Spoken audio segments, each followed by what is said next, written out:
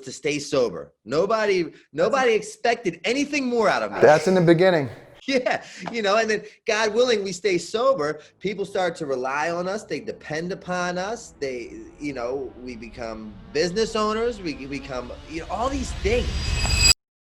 Well, guys, welcome. BDS is in the building once again, and welcome to the Situations YouTube channel. And it is fall. The cool weather is here. BDS wore his long sleeve, and I'm presenting you guys a new YouTube show, a talk show, a positive talk show where we are talking about people overcoming their obstacles. Everyone knows the comeback is always greater than the setback. Tough times don't last, but tough people do. And you're gonna see here today our first guest, how he overcame his obstacles to being his best self and living his best life. Please welcome to the building, Brandon Novak. Okay, he's celebrating 5 years clean and sober, a fellow MTV alumni, okay, and also a best-selling author. Now that right there is an awesome situation. Please welcome Brandon Novak. Hey man, thanks a lot for having me. I'm truly honored to spend this time with you today, my friend. I heard a lot about you and your story. I believe that you're celebrating 5 years clean and sober, so congratulations to you for that. Yeah, it's truly a miracle. You know what I mean? If justice was due, I'd be dead years ago. Oh, I like that. You got some good stuff. Okay, well, considering COVID times right now, how are you doing? How is the State of the Union in Philadelphia? To be quite honest, I'm at the point now where I'm very ignorant to the outside surroundings, right? Because I'm literally living in my own world. I refuse to let the media dictate the outcome of my day. Oh, I love that. Because at first I want to tune in and be mindful, right? So I can be cautious and watch out for my fellow brothers and sisters. But I end up fucking leaving with more questions than answers, right? So, and then it really comes down to what outlet are you watching? I believe it's all politically and financially motivated. So whether it's CNN or Fox, you're getting Democratic or Republican. So I say, you know what, fuck it. I'm just gonna do what I do. I've learned through my sobriety is that my mentality will create the reality for which I live in. Facts. Right. So I'm aware of that, and I don't need to let somebody else dictate how my day is gonna go. Ignorance is bliss, but when you know you're to be held accountable. So what I've choose to do here is remain ignorant to the fact of what's going on with the pandemic, besides the fact of erring on the side of caution, washing my hands, wearing my mask. But besides that, I don't know what's going on. I still work out. I go outside. I jog. I do my normal deals, so I'm really ignorant to the fact of it. Take me through a normal day of Brandon Novak. How do you cope with COVID, recovery, moving forward, trying to progress in life? Yeah, I mean, as you know, we're in a really uncharted territory, if you will. But again, they taught me in treatment, if I changed my perception, I could change my world. So I simply choose to see this as us being divinely inconvenienced or convenienced, if you will, depending upon your perception. Right? How am I choosing to look at this? Because I know, right? Like how I started this out, if justice was due, I'd be dead fucking years ago. So I know the God of my understanding, my higher power, has not brought me this far to be like, all right, you're fucked. Good luck, right? That doesn't even make sense. And I've experienced the 12 steps of Alcoholics Anonymous, and I did a third step, and I've turned my will over to my God. So it's really freeing and reassuring to know that I'm not in control of anything. Right? Because the moment I put expectations on you, all I've simply just done is put unrealistic expectations on you, because you will absolutely let me down, right? As soon as I do that to people, places, and things, I'm sure to be let fucking down. And they've taught me in Alcoholics Anonymous, the number one offender is a resentment, right? So an expectation is nothing but an unfulfilled resentment. So I just choose to look at the life, look at this as like God really bringing me back to who I'm intended to be, a child of God, which means less like every year for my anniversary, I go to a different country and I get my medallion. Damn. My second year, I went to Paris and I got my medallion in Paris. My third year, I went to Amsterdam. My fourth year, I went to London. And then my fifth year, I was going to go somewhere and I couldn't, right? They shut the ports down to go out of the country. And it was the most memorable anniversary I had. I was in my home with my cats, and I like cleaned my house with like a nice cup of tea and really reflected on the day that I walked into my 13th treatment center 5 years ago, fresh off life support for 7 days. You know, so I really got to be with me and look at me for me and who I was and where I was at, as opposed to where I used to be. Because I'm sure, as you can relate, life gets so busy, I fucking forget what it was like when I came in sometimes. I'll be honest, a lot of what you're saying, I am very impressed. And there is no secret why you are successful in life and in your recovery. It seems that you're in a constant search to better yourself. Absolutely. And I think that's what a lot of people need to get in recovery. They need to sort of replace that obsession with bettering themselves and better behavior traits. 100%. Fuck, that was brilliant. You know, I in the beginning, getting sober was enough in the beginning. Yes. But now getting sober is not enough. Getting sober is merely just the fucking me opening the front door, right? And if I didn't get sober to live in a meeting 24/7. Not that anything's wrong with that. Yes. I'm not taking that away from anybody. But for me, I refuse to put a cap on what I can succeed in. Sounds fantastic. So let me tell you, answer this one question for me. Where did you grow up? Baltimore, Maryland. Okay. Yeah. All right. And what is the secret? I mean, both of us are celebrating 5 years continuous of recovery. What can you tell me? There's probably more than one answer. Is there a secret to being sober for this 5 years? Is there something? Is there a method to your madness? Honestly, what I've come to understand is the longer that I stay sober, the less that I know. And in retrospect, looking back to how I ended up where I'm at today, after 13 attempts of treatment, lost count of outpatients and detoxes, my mother had bought me a plot, people had taken life insurance policies out on me, ended up on life support, medevaced 4 different hospitals, 4 different states, 4 different overdoses. Unfortunately, I always possessed this job that consisted of knowing everything, right? So thank you for kindly suggesting what I should do to better my life, but I'm going to kindly suggest why you should fuck off, because I know, right? And what I've come to understand is standing in the basement of my 13th inpatient treatment center, right, after being a New York Times top 10 selling author, being in these movies that broke box office records, former professional skateboarder, first skateboarder endorsed by Gatorade, hanging out with Michael Jordan. I'd come to the understanding that now, as a 38-year-old man, I find myself in a position where I want to kill myself on a daily basis, but I don't want to hurt myself in the process. I'm horrible at suicide because I keep waking up, and I'm in a position in life where I'm so low the curb looks like a skyscraper. I'm standing in the basement of my 13th treatment center next to a 19-year-old kid as he thumbs through these donation boxes looking for a pair of used underwear for me. Right. And I'm praying to God that he finds them, despite all those successful accolades that I shared with you.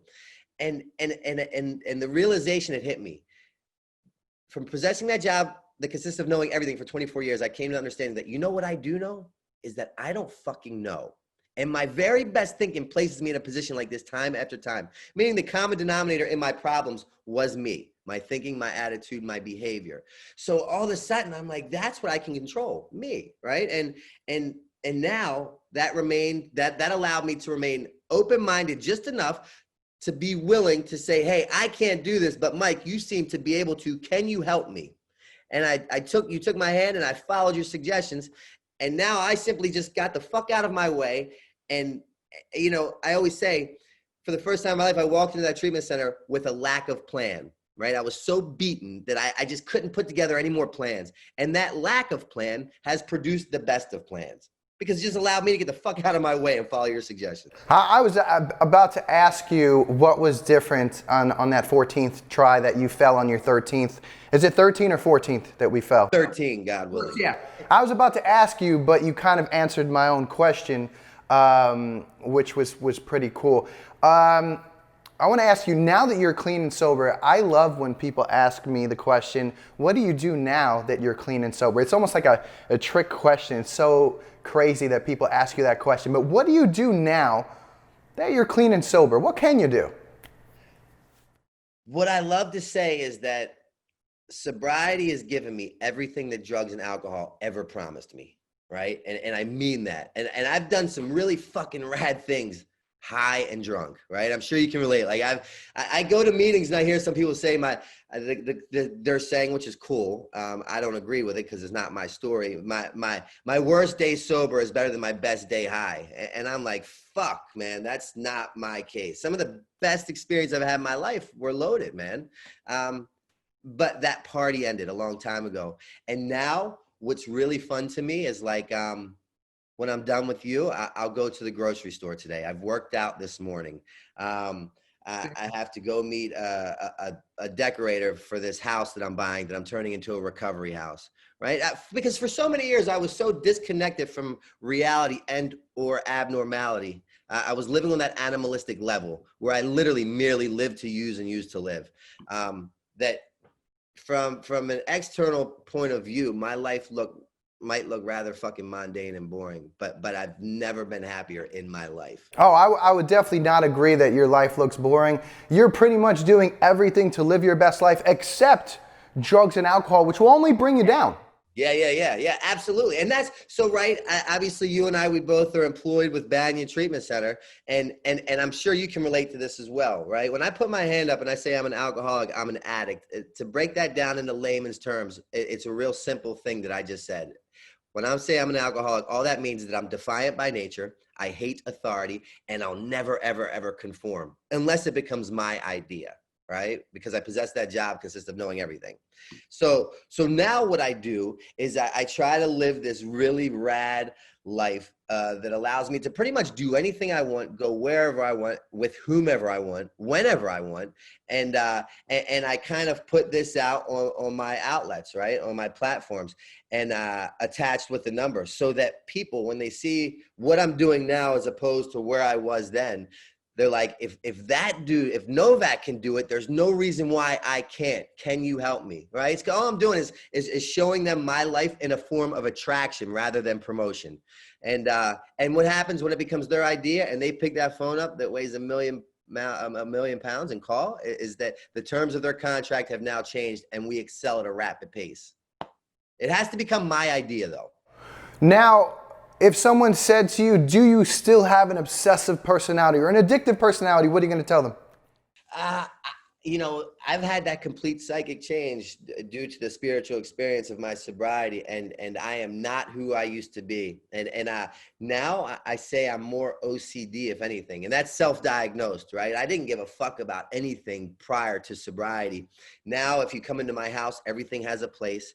The laundry is done. There's no dishes in the sink. I'm very routine oriented, because I took heed to what they told me in treatment. They said, if you stick to the basics, kid, God willing, you never have to go back to the basics. So I'm very routine oriented. If that answers your question. Yeah, no, it did. You pretty much said that you replaced some of those negative things for extremely positive things. Yeah, absolutely. So when did your addiction begin? My opinion is, and that's all this simply is my opinion, is that I was genetically predisposed. My father was an addict and his father was an addict. My mother and my brother and my sister by a different father are not. They can take it or leave it. My brother's an attorney in the White House who practices pensions and benefits. My mother's a nuclear physicist on the board of Mercy Hospital. My father ran with the Hells Angels. He never had a job a day in his life. He taught me one thing: if and when I go to prison, how to conduct myself. He acquired a taste of crack cocaine, and his body shut down, and he's no longer with us. But then at a very young age, right, my mother was working her way up the ladder to become who she is now, and she would leave me home with my father, who in turn would take me to the strip joint with him. And when he was in the back conducting business, he would sit me at the bar stool at the pub, and the pretty dancing girls would pour shots of ginger ale and Coca-Cola into the shot glasses. I would do the shots, the girls would dance, my father would give me that look of approval.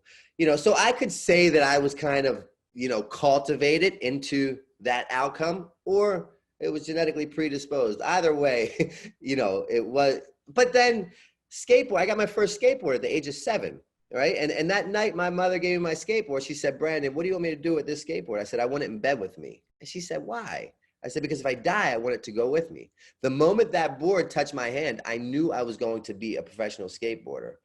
What I didn't know then that I clearly see now is that I possessed this trait that my father, my mother, and my brother had, that I believe you and I also have, is despite any and all adverse consequences that came my way, I did what I had to do to get what I wanted to get.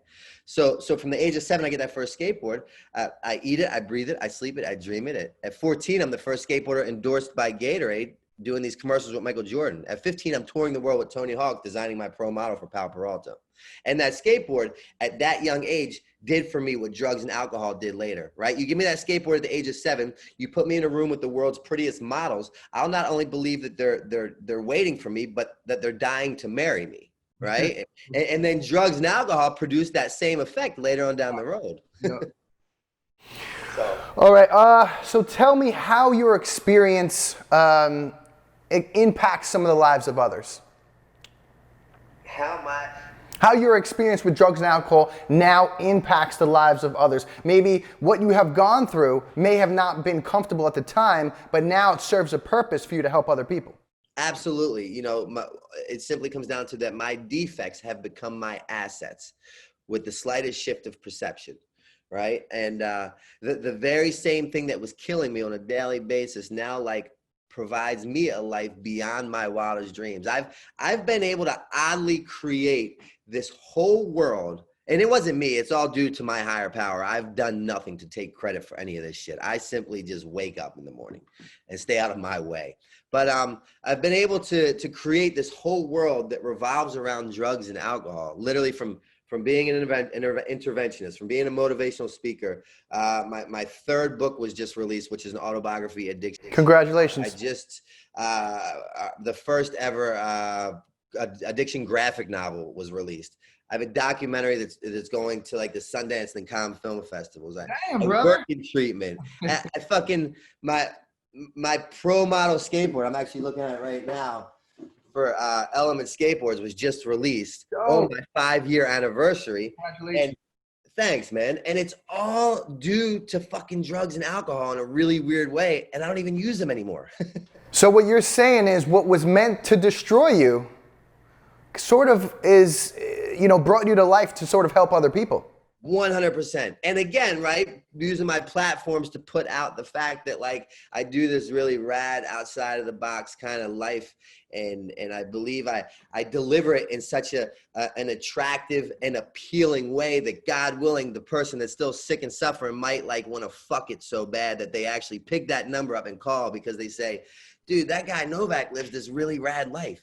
And he's not even the guy that he used to be. And they know who I used to be because you can see it in tabloids. You can read my books. You can fucking Google my name and it's there. I don't have to give you this spiel. I don't use car salesman, my deal at all. And they know that my message holds depth and weight. And they're like, if that guy can do it, there's no reason why I can't. And then they call, and that's the beautiful blessing. That really is. Damn, I like your passion, man. I really do.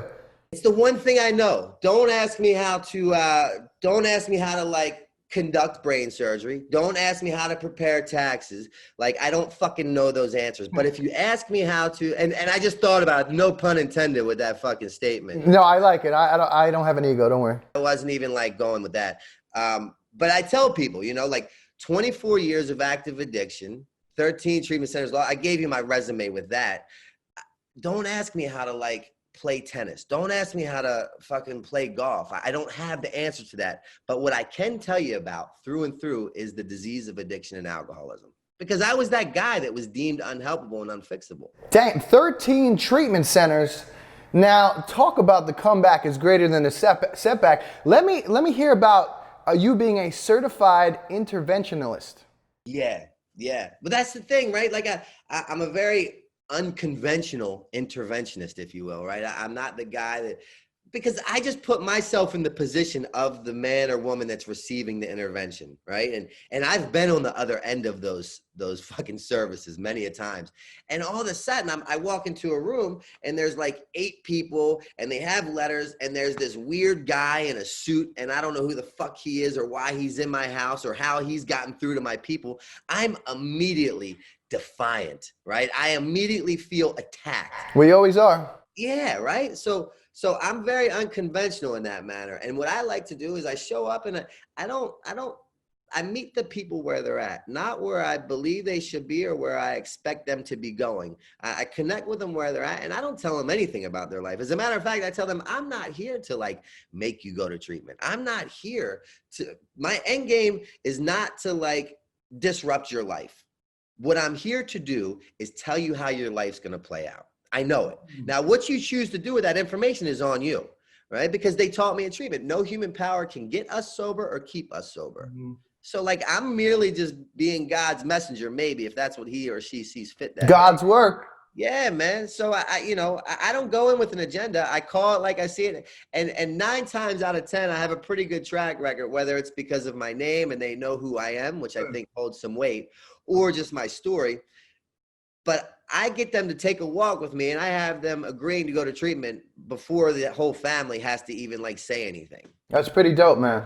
I used to smoke, and I'd be like, let's go smoke, but now I don't fucking smoke. So I'm like, you smoke, and I'll just live vicariously through your unhealthy ways. So tell me, you just recently released a book called The Streets of Baltimore. Please tell me about that. Yeah, I'm stoked on Congratulations, by the way. On that was 8 years in the making. My first book, Dream Seller, was an autobiography addiction memoir that did insanely well. It sold over like 150,000 copies. It was recently printed in its 9th edition. 95% of books that are published don't make it past their first edition.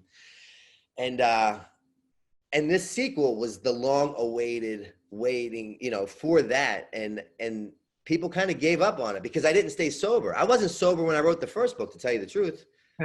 I was sniffing copious amounts of cocaine and drinking endless amounts of wine. Well, that was the thing, right? So the book does insanely well, the first book, and I'm like receiving hundreds of thousands of pieces of mail from people all over the world being like, Novak, I read your book. I didn't want my story to get as bad as yours. I have 30 days. I read your book. I understand when my daughter picks the needle as opposed to having dinner with me on the weekends. It's not that I'm a bad mom. It's that she suffers with a disease of addiction. My delusional alcoholic brain, the one that lies to me in my own voice that makes me believe the unbelievable, told me I just wrote the basic book, the basic text of Narcotics Anonymous, or the big book of Alcoholics Anonymous. And so like you said before, you don't have an ego now. I fucking had a major one then. So if I'm writing this book that's doing so well and it's like a New York Times and I'm a certified addiction author, why would I ever walk into a treatment center and listen to you tell me about the 12 steps of God? That's insane, right? But like, I don't know why I went there. I just felt the need to go there. This next book, The Streets of Baltimore, was, it had big shoes to fill per se, right? Because my first one was my favorite one to write. And I really liked writing it because it allowed me to go back to that place without having to like physically go back to that place. And so I'm in rehab this time. And at this point, my people were finished with me, right? No one, even my assistant who was on my payroll, would only answer my call to see if I was okay. Like he wasn't, like people were finished. And in my rehab, the only person that would come see me was my co-author, a fellow by the name of Joe Franz, who filmed like tons of Viva La Bams, filmed The Jackass. And I didn't even like him at the time because I was so delusional. I had believed and I had attempted to sue him because I thought that he had ripped me off a lot of money. But that wasn't even true, right? Like I had made this up. Like literally, my brain was out of my fucking mind. Yeah. So he's the only one that's coming to visit me, and he comes to visit me, and he said, "Where's everybody?" And I'm like, "You're it." he's like, "That's sad. I'm the only one to come see you, and you don't even like me." and it was the truth. But in those sessions, me, him, and my therapist would sit down, and I put all my cards on the table. Because when I was using, everything was like a mental chess game.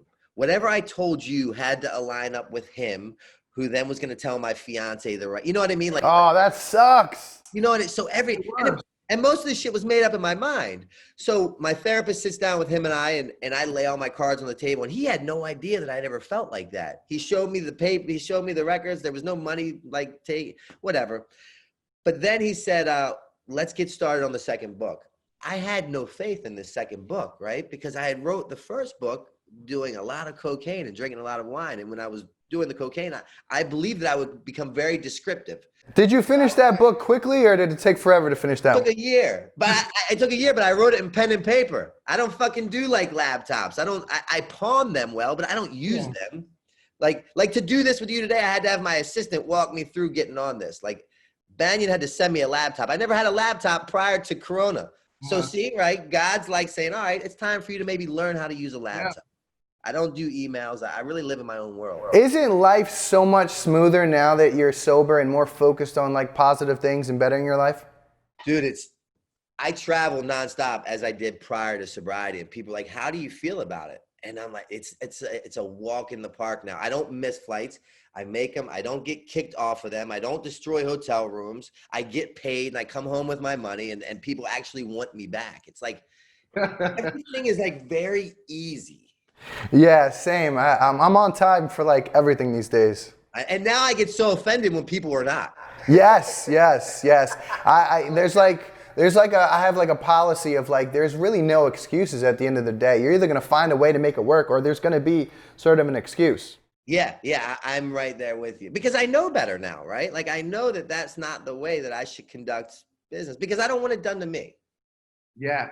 And, you know, it's really weird. Everything that my mother taught me as a child growing up is what I live by today. Same. I don't lie. I don't cheat. I don't steal. I don't drink. I don't drug. And nothing good happens after midnight. Damn, yo, I say that all the time, man. Keeping your side of the street clean. Life is just so much smoother. Everybody wants to be your friend. Everybody wants to give you work. And you feel so rewarded that you're helping other people. It's just, it's God's grace. It's awesome. It really is. I was just on a call prior to being with you. And now I'm the keynote speaker for the DEA. I heard about that. That's dope. The DEA pays me now. Like college, I never went to, I didn't get my high school diploma. I got my GED in prison, right? But colleges pay me to come there. You know, like. It's an awesome story. I got really choked up a couple months ago when New Jersey hit me up to be one of their speakers or representatives to, or a PSA about COVID and wearing a mask and things like that. And it was really big for me. So I really enjoyed that. And again, it's nothing of my own doing. I'm not clever enough to paint myself in this picture for what you see me in. Left to my own devices, I'll put this whole fucking new house into a needle and bang it in my arm. Like that's what I'll do when I start thinking I know some shit, because my own devices looks like this. Brandon only attends Brandon's Anonymous. Brandon only sponsors Brandon, and Brandon is Brandon's God. And then for the life of me, I'll be trying to figure out how the fuck I'm back on the corner of Eastern Avenue and Patterson Park letting men blow me for another bag of heroin. Like, how'd I get there? Damn, that's definitely a situation. Yeah. So tell me, you're writing the book, you're celebrating 5 years clean and sober. What else is happening in your life today? Well, I'm really stoked about this. This Thursday, actually, I close on a house in Wilmington, Delaware, that I'm turning into a recovery house. Oh, damn, that's dope. Yeah, I'm stoked, man. Again, defects becoming assets. I like that. And it's called Novak's House. And my goal with this is to own, and I hate the word, so pardon me, but a chain of these nationwide. You know, to really let people know that help is available. Damn, man, I feel like you're like taking my ideas, man. I wanted to do the same thing. You can fucking collaborate, dog. Yes, yeah, I love it. Yeah, that's really awesome, and it's just so positive. You just saying that, like, that could only go well, to be honest. I mean, you're helping people. That's what I learned, right? As long as my intentions are sincere and my motives are proper, I live a really prosperous life. The moment that there's an agenda, an ulterior motive, or it becomes financially driven, I don't sleep so well at nights, you know? And I'm telling you, I've just done my way to this point. I didn't go to like real estate school to buy houses. I just simply do what was suggested, and I remain open-minded and willing enough to follow your suggestions. I just stay out of my way, man. It's really easy. Yeah, you're continuing to move forward, putting one foot in front of the other, and really just trying to continuing to find like your best self, which is really awesome.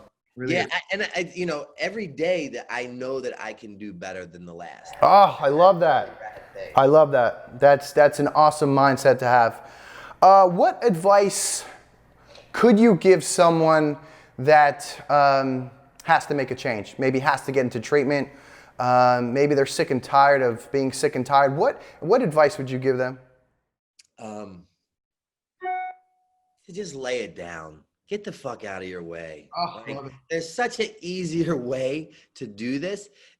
And remember, it's not my writing on the wall. This is not me making educated guesses or giving you a hypothesis of what I believe will happen with your life. You have put yourself in this position. Your very best thinking has placed you here. I didn't do this.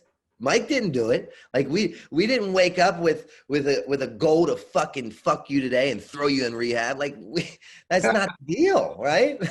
Like that's not what I wanted to do today. And I remember being in treatment and I was going to this meeting every night at 10 o'clock meeting. And you know how things sometimes I believe, right? In retrospect, looking back, I can recognize the synchronicity in life's events that have led me to the here and now, which prove that my God is everything. And I remember sitting in this meeting and this guy said, if you're not happy with where you're at, take a look at who put you here. And I was like, wow, I didn't like it, but I couldn't refute it, right? Like my ex-fiance didn't put me there. My parole, like I did. And that started allowing me to take some personal responsibility for my actions. Right? I could no longer deny that I have a problem. I could no longer ignore that. And thank God. For those people that are watching that might be new to recovery or just don't know about it, what do people even suggest to us? What are the suggestions? What are they? What do they suggest to us? What I'll tell you is what I know for a fact. I'm not even make a fucking suggestion. This is what I know for a fact, that the disease of addiction is not a death sentence. Your history does not have to dictate your future, but it can most certainly guide and direct it. And as long as you're breathing, it's never too late. You cannot do this alone, but we can do this together. Cool. Would you suggest someone that's new into recovery, should they get a sponsor or should they not get a sponsor? What is your answer? My experience states that you should absolutely have a sponsor. 100%, no questions asked. But you know, it's weird because the sign of the times, this isn't a black and white one size fits all deal, right? Like if that were the case, I would have got it at treatment center number 1 at 17. I didn't get it till number 13 at 38. I debated for a lot of years and I shot dope for a lot of years. If I had the guide to a perfect life, I'd bottle it up, I'd sell it, I'd be a billionaire a billion times over. All I can simply do is tell you what worked for me.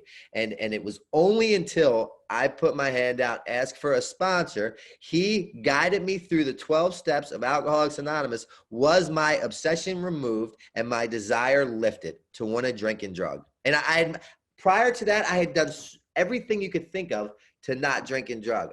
I moved to London. I moved to Paris. I moved to Helsinki, Finland. I had moved all over the United States. I had changed women, careers, all in hopes to like not live how I was living. And so pretty much you found 1,000 ways to fail before you just said, you know what, my way's not working. Again, I simply dumbed my way into it this time. They say a hard head makes for a soft ass. My ass is as soft as you could fucking imagine. Wow. All right. Well, listen, this was a really eye-opening interview. Is there anything that you want to mention before we start to close this thing out? Nah, man. Just I'm not here to tell anybody how to live their life. All I'm simply suggesting is find what you love to do. And if you believe it allows you an experience that you find worth opening your eyes for every day and getting out of your bed with a lust for life, then by all means, have at it. Yes. Speaking of things that you love to do, I heard you love to skateboard. Yeah, man. Absolutely. And are you still skateboarding? Yeah, I just filmed this I just went to Barcelona and filmed like a really rad video part. Right. So here's a cool story. At 16, I was designing my pro model for Pal Peralta. Right. I was designing my prototype. And at that point, I had found heroin. So I figured it was much more sensible to follow the path of heroin as opposed to skateboarding. Nice. So that dream literally died at 16. From 16 to 38, I was an active addict, and I lived to use and I used to live.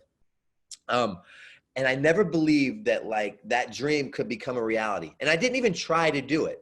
But as fate would have it, on my 5-year anniversary, I had went to Barcelona. I filmed this video part. I was going to release a video part on my 5-year anniversary at 43 years old, right? And I put like a proper video part that stands with like any other pros out there today.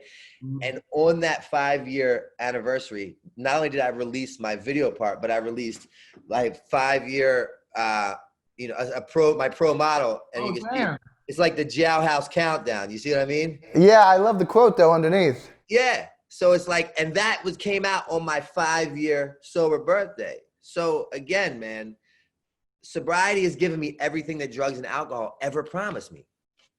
Well, this talk show is going to be about people overcoming obstacles, overcoming their demons.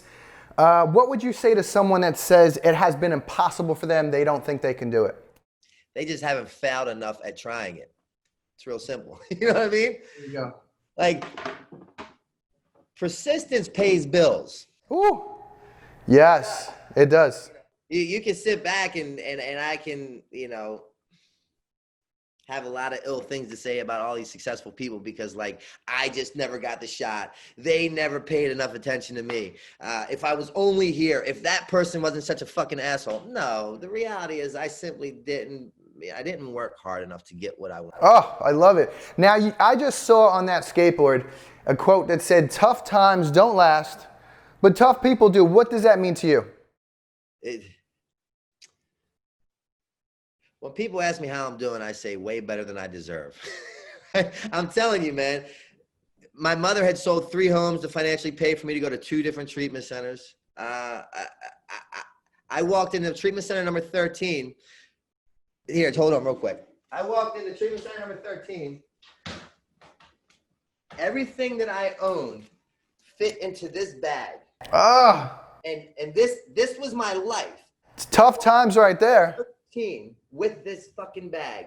And in this bag consisted of 8 scarves, 2 jackets, 3 socks, 1 stick of deodorant, a needle, a spoon, and a restraining order that my mother had served on me to be physically removed from her home. Did you ever think that you were going to survive those times? Or those are some tough times right there. Did you ever think? No. Well, you know what? I knew my life was going to play out one of 2 ways. I knew I was either going to get sober or I was going to die getting high. Right? Like I was never the guy that was like, yeah, I'm just going to get high successfully for the rest of my life. Yeah. I'm no fool by any means. I knew there was a better way out there, provided I just got out of my way. Did you ever think that you would be the man that you are today, let's just say, I don't know, 5 to 7 years ago? No, not at all. Not at all. And I still don't really know, it's funny. I still don't really know the man that I am today. Right. I'm still, it's really strange to me. And I don't think about it much unless I'm in a position like this where someone's asking me about it. But as I'm sure you can probably relate, life just gets really full, right?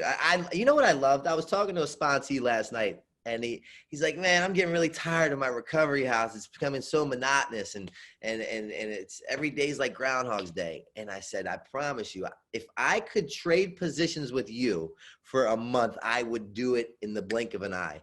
It was really nice when my only job was to stay sober. Nobody expected anything more out of me. That's in the beginning. Yeah, and then God willing, we stay sober. People start to rely on us. They depend upon us. We become business owners. We become, all these things. And it was nice when life was pretty simple. And it can be now, but I just simply continue to put one foot in front of the other without really thinking about it. Wow. You really have an awesome story, and you're showing everyone around you that the comeback is greater than a setback. Thank you so much for sharing your story today and being our first guest on a new show sponsored by Banyan Treatment Centers called The Hope Dealer. Hey, man, I was really honored that you asked, and I really enjoyed the vibe of this thing here. So thank you, my brother. And I look forward to meeting you in the future in real life. Have a great rest of your day, brother, and I'm sure we'll link up soon. We're part of the same family, and I'll be honest with you, man, you're definitely not full of shit. I love your story. I love your vibe, and, you know, I got tingles just really speaking to you, man, because it's the truth. Hey, man, I really appreciate that. Honestly, you know, that prior to meeting you, I knew you were coming on with Banyan, and I was like, hey, what's his, right? Contempt prior to investigation. You see this one thing, and I'm like, what's the dude's deal? And I'm fucking 100% honest.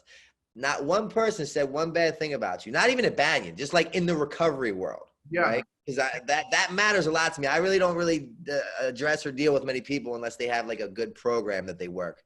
Because then I think there's always ulterior motives. Yep. We walk it like we talk it out here. Yeah, and nobody had one bad thing to say, so I was really honored to sit down with you today. Yeah, same thing about you, man. It seems like the only way is up from here for both of us, so congratulations. Man, I'm here if you ever need anything, brother. Thank you, brother. We got a situation. Share, like, and subscribe.